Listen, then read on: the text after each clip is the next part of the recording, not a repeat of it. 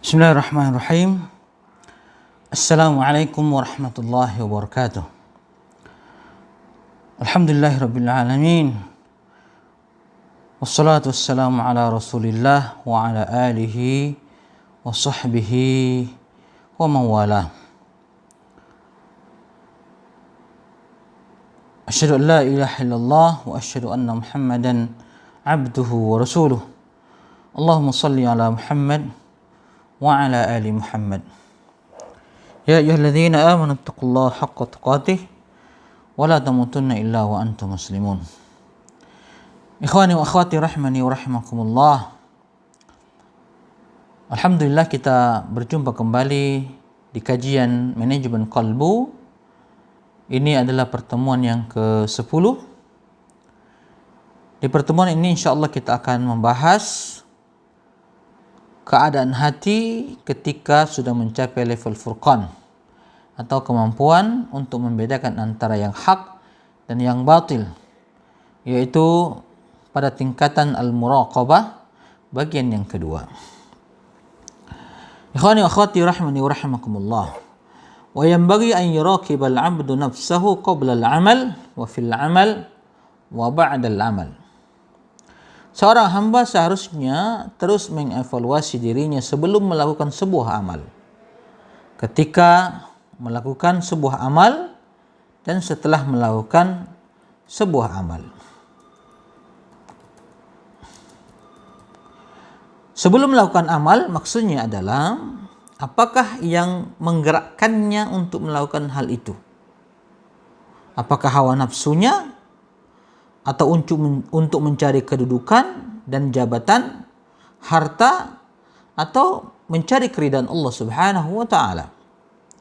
Jika motivasinya itu adalah karena Allah Subhanahu wa taala, maka hendaklah dia lakukan, dan jika tidak, maka hendaklah dia tinggalkan.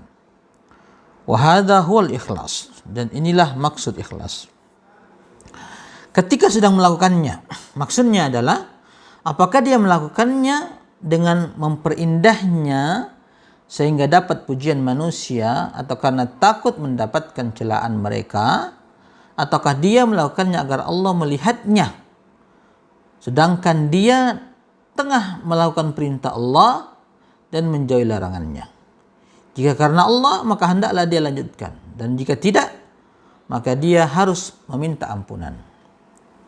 Kemudian setelah selesai melakukannya, maksudnya adalah apakah ketika dia dipuji karena perbuatan yang telah dia lakukan dan mencari kata-kata pujian dari orang lain, jika mereka tidak melakukannya, tidak memujinya, maka dia akan menyakitinya, atau dia akan lari dari amal tersebut bagaikan seorang yang lari menjauhi singa.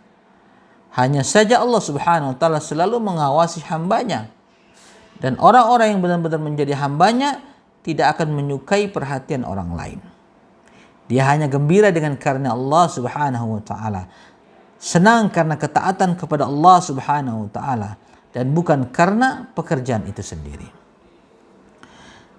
Dalam hal ini Allah Subhanahu wa taala berfirman, "Qul bi fadlillahi wa bi rahmatihi fabidzalika falyafrahu huwa khairum mimma yajma'un." Katakanlah, dengan karunia Allah dan rahmatnya, hendaklah dengan itu mereka bergembira. Karunia Allah dan rahmatnya itu adalah lebih baik dari apa yang mereka kumpulkan.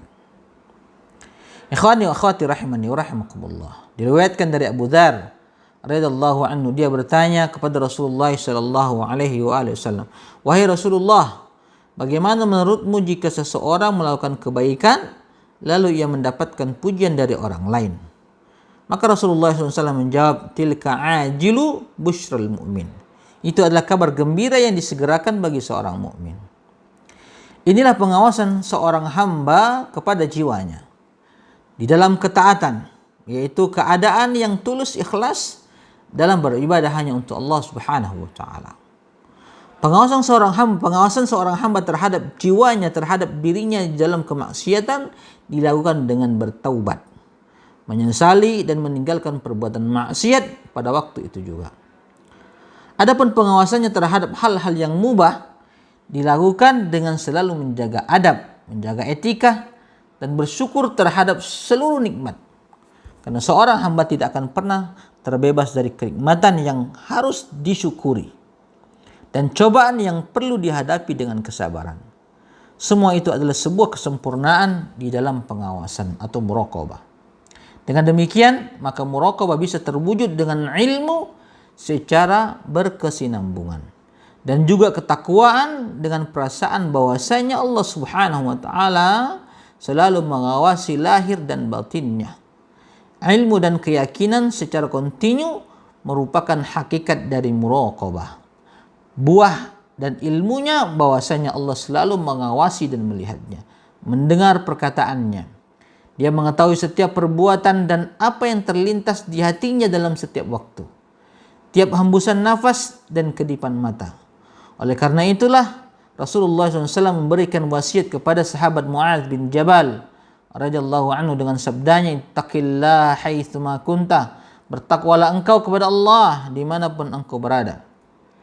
Sedangkan orang yang lalai akan mendapatkan balasan, yaitu dengan dikeluarkannya dari golongan orang-orang yang bertakwa.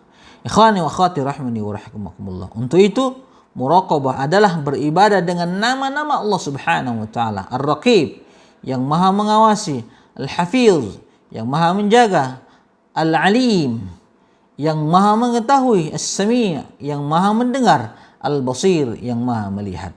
Barang siapa yang berzikir, menghafal dan memahaminya lalu beribadah sesuai dengan tuntunan nama-nama Allah Subhanahu wa taala, maka dia telah melaksanakan konsep muraqabah atau pengawasan. Ikhwani wa akhwati rahimani wa rahimakumullah, ini yang bisa kita bahas pada pertemuan ini. Mudah-mudahan bermanfaat. Kita tutup dengan doa kafaratul majlis. Subhanakallahumma wa bihamdika asyhadu an la ilaha illa anta astaghfiruka wa atubu ilaik. Assalamualaikum warahmatullahi wabarakatuh.